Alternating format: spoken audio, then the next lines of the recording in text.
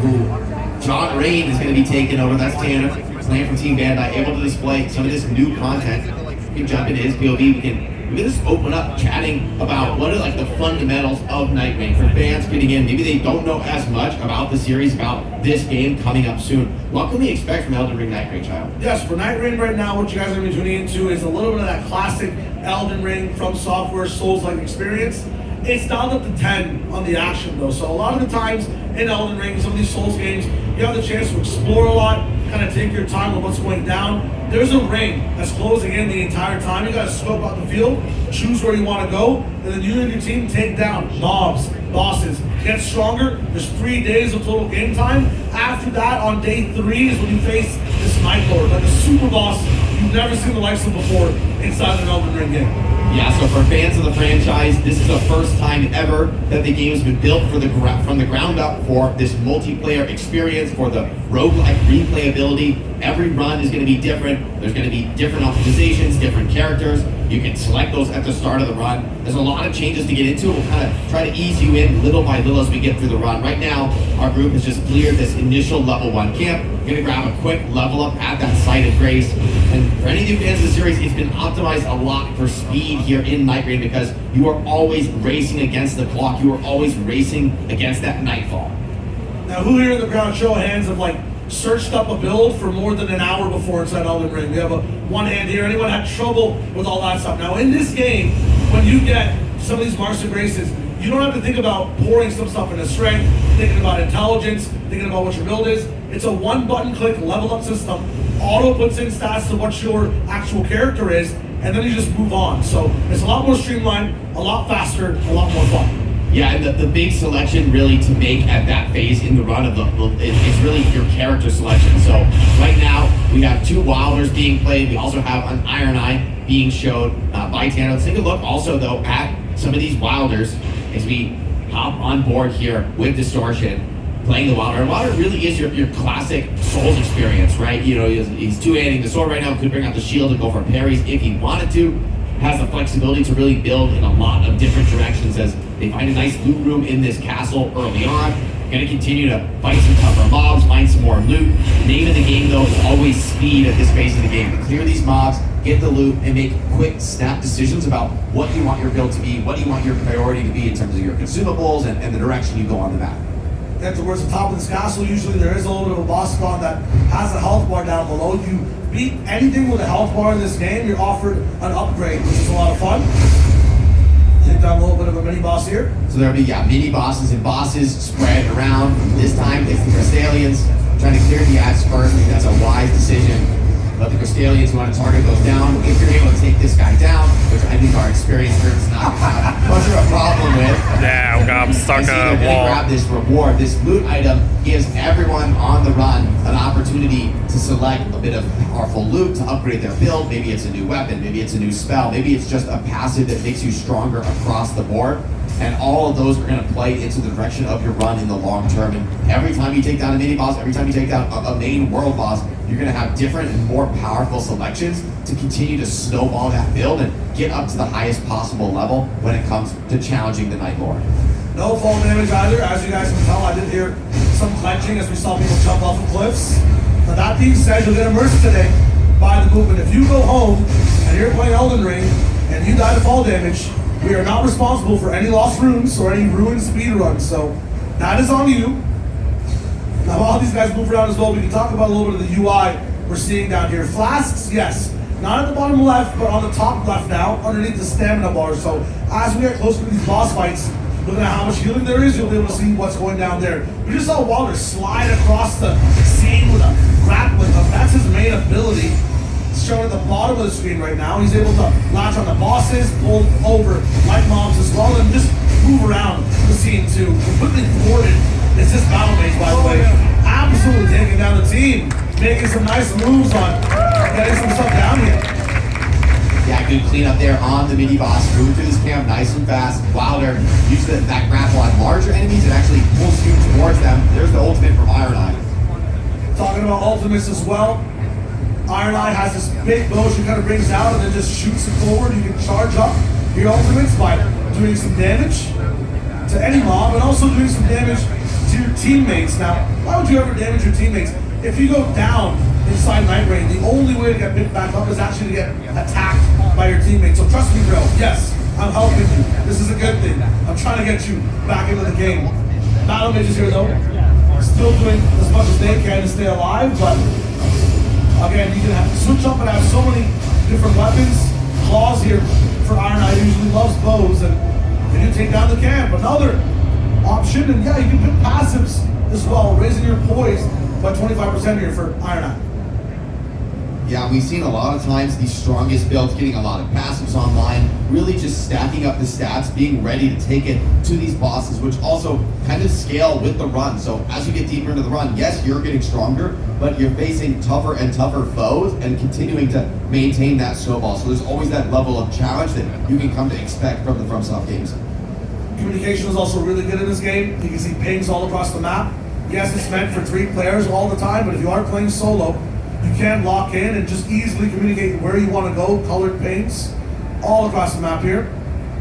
And again, I know, psychological damage to my brain watching a FromSoft character drop from a hill, but there is no fall damage. Beetles dropping talismans for you as well. Really good buffs for passive things available inside the game. All of this day one is about rotating from POI to POI, marking it on your map, that circle kind of pushing you towards the middle. It's a little bit more battle royale in that sense, but you're not really fighting against any other players. You're fighting against time and the mobs on the map.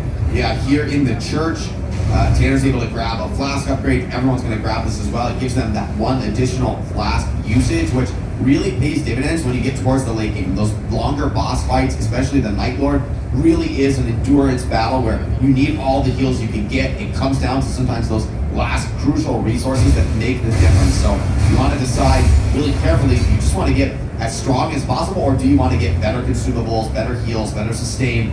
You know, it really depends on the run. It depends on your strategy and the way your team wants to approach the game. I see a lot of smart players in the audience as well thinking, man, these guys went for the castle. They went for the camp at the start. I would have gone here. I would have done that. When I get home, I'm going to review the recording. I'm going to min-max. The map is different every single time. Completely generated, completely different. Now, the POIs might stay the same in terms of where they spawn, so the layouts of them are the same. But the mobs that spawn in these POIs are also different every single time. You saw living jars before, you saw soldiers. There could easily be skeletons instead, rats instead of the living jars. So every time you're playing this game, it's brand new. What you're seeing here, genuinely, no one's seen this layout of NIGHTREIGN before, and it makes a big difference. Swinging single coming in, you barely get to see this mob at all.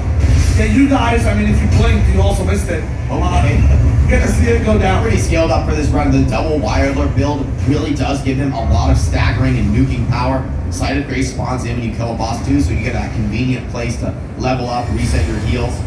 And another factor is that, like, even though you might know how to approach the POI, based on your direction of travel, where you want to go next, it's probably going to affect the way you want to path through things, the way you want to prioritize your time. That's going to be different from run to run. And I think it's really one of those things, once the community is able to really sink their teeth into NIGHTREIGN and when the game drops on the 30th, I think we're going to see some ridiculous speedrun scraps. It's like one thing you can guarantee out of everything in the FromSoft universe. And you see people just splitting apart, taking over the map, all by themselves. Right now, everyone is just staying grouped because we want to make sure that no one's going down, right? Now, if you do end up going down and you die, no one's able to pick you up, what happens then, Jake? Well, if it's in this daytime phase, it is going to cost you a level to respawn at the Site of Grace, which, okay, the run's not over, but it's a pretty big setback. However, if you go down and you're unable to be res, if your team all wipes at a nighttime boss event, that's the run ended. So those boss fights are really staking everything on the line. If you're able to win though, you will get more runes, get stronger. So with runners this experience, I'm seeing good things in their future. Here we can see though a little bit of that edge of night creeping in on the edge of the arena, putting that time pressure on our runners as they move towards hopefully the center of the zone. Maybe they can path a little outside of it to grab the spirit string. It's not the end of the world, but if you stay out here too long, of course, it is going to end the run.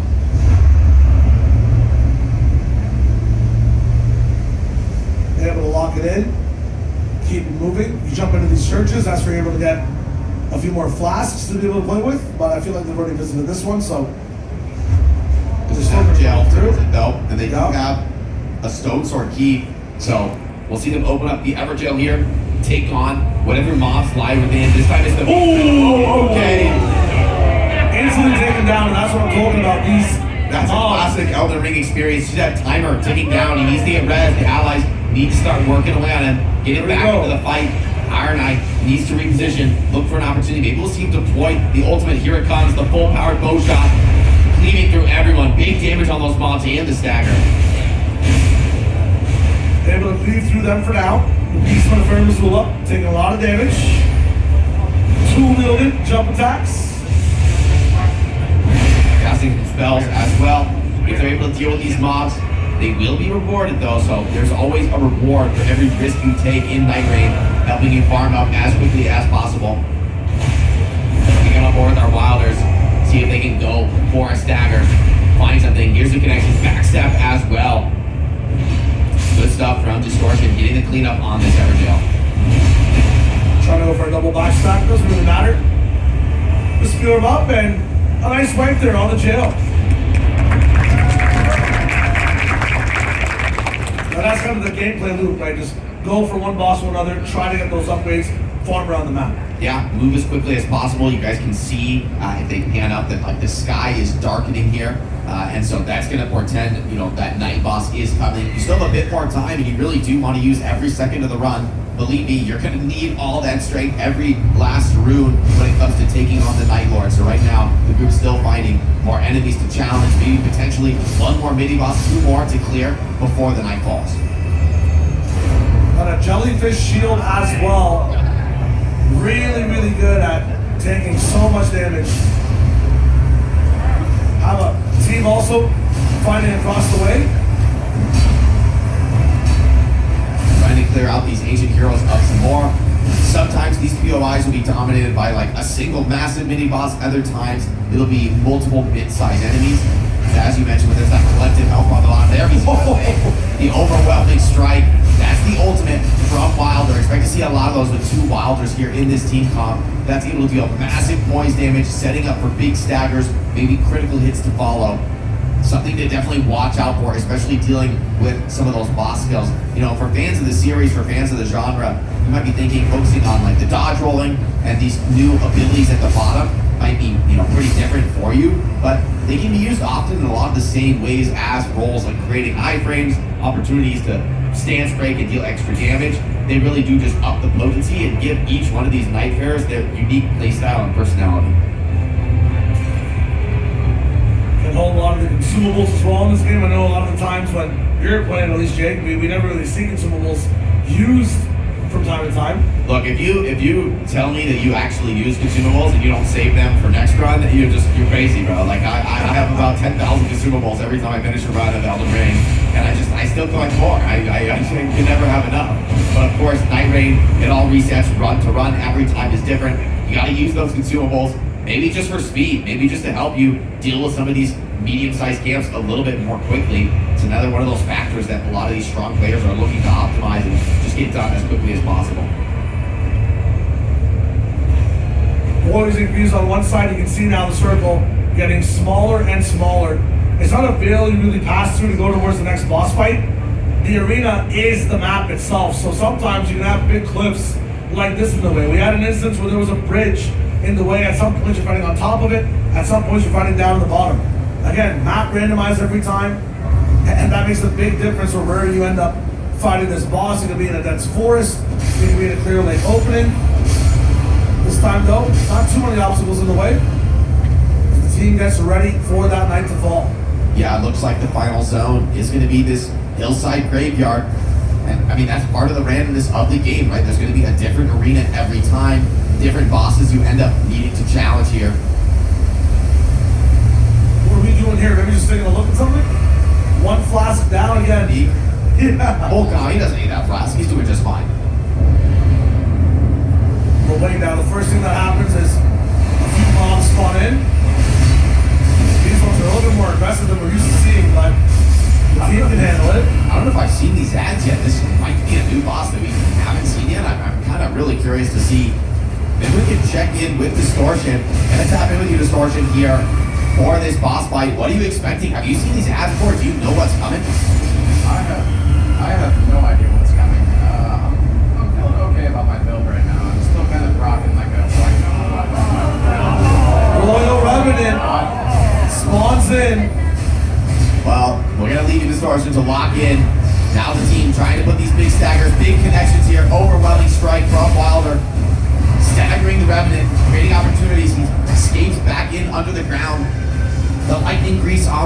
here for the Iron Knight, helping to deal damage from afar.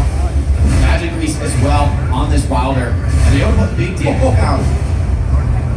Big bow shot. Tracks. Does take him down slightly. But Dagger. quickly almost escapes. Nope. Big stagger damage. Yeah, and there's the remote as well from the Wilder. Another overwhelming strike. They're just laying it in. This build is really coming together. Revenant having some trouble. Bring a little bit of damage over. He's having a bad time. This boss is getting smoked. Turning with Connor's POV as well. Also on the front lines. Lots of damage here. And take him down. Now, to take down one of these night bosses, lots of more just impactful options available. So, sudden enemy death upon attacks. There's a slight chance you might just end up killing them all. You have lots of things for your flasks as well. Regen for FP. If you crit, you heal. This is where you make the big options. This is where you kind of marinate the chicken, and then in day 2, you end up cooking it. You start to just go in for one of these builds. So you might want to choose something that has to do with crit, with bleed, and then on day 2 you search for those items that give you crit, give you bleed. It's a nice back and forth. Yeah, it's all about following where the build takes you. You don't have full control over what that's going to be, but as you're able to play towards this random